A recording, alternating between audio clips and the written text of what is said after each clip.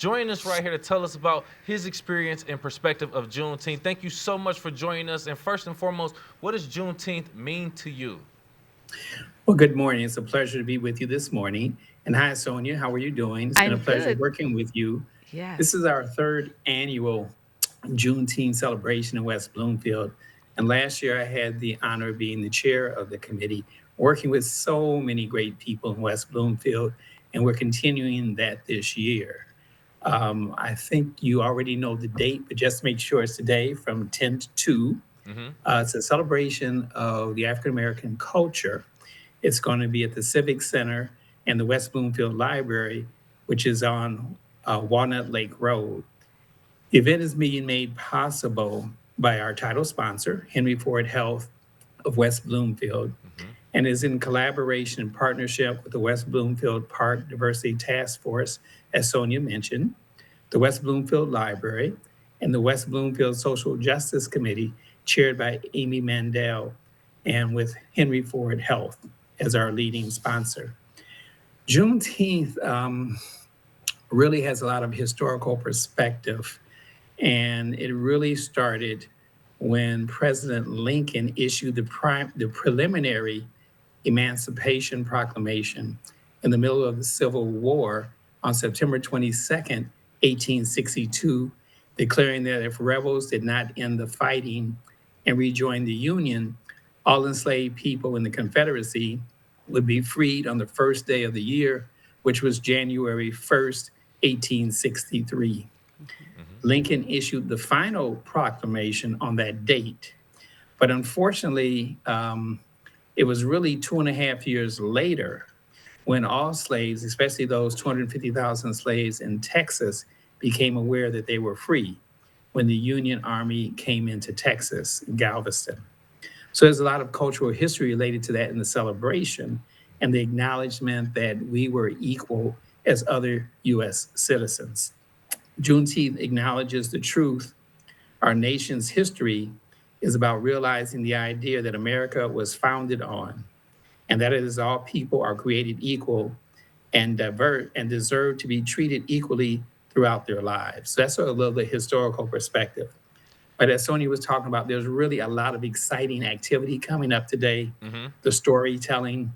Right. Storytelling is a critical part because back during those days, 1862, 63, during the Civil War, in that period, African Americans were not permitted to learn how to read.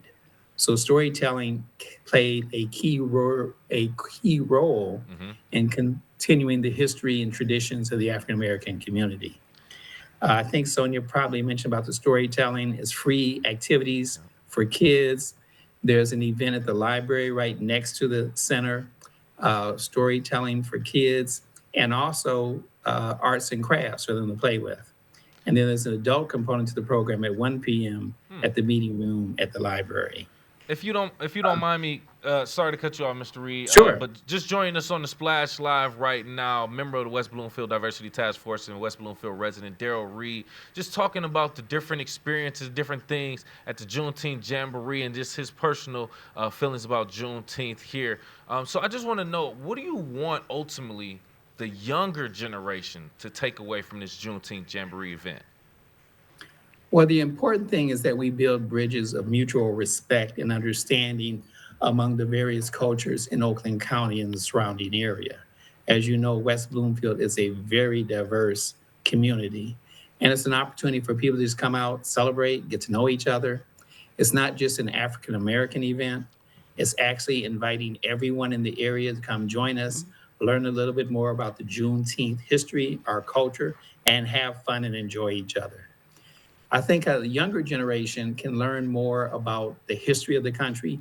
As you know, there's attempts to ban books and prevent people from learning about the history.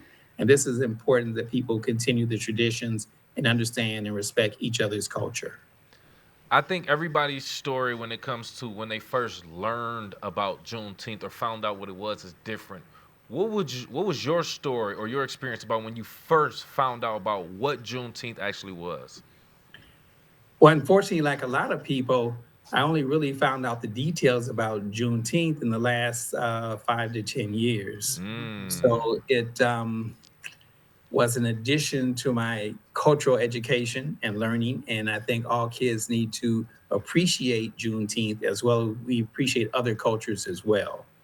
So that was an important thing to me, especially since my family were slaves and we still own some of the property that the slave master had back in the 1800s, 1860, etc.